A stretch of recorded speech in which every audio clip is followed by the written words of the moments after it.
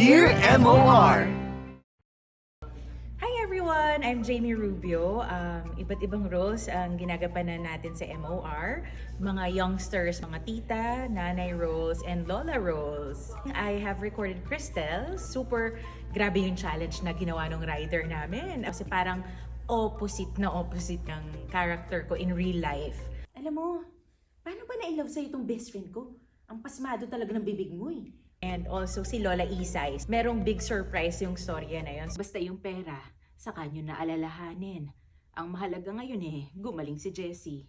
You play roles na hindi ikaw sa totoong buhay, which is also a challenge for all of us. Personally, I like yung nakaka-inlove. Kasi lahat naman tayo siguro, lahat gustong ma-inlove. Gusto ko rin yung mga stories na nakakaiyak. Kasi kada after nung story, ang sakit ng puso ko. Lalo na siguro sa mga makikinig sa amin. Super grabe ang energy ni Dan. Guilty ako dyan. Bulol-bulol ang lola nyo. I-award ko na to kay Dan. Kanina nga parang muntik na ako magkakabag.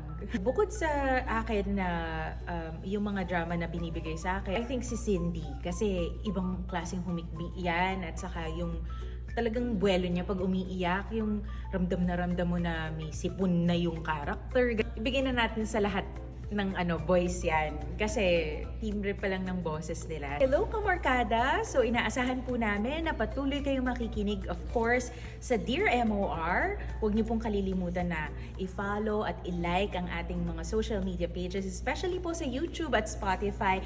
Doon niyo po mapapakinggan ang Dear MOR sa MOR Entertainment. So you can check out Jamie Rubio sa Instagram, Facebook at sa X. Dear MOR!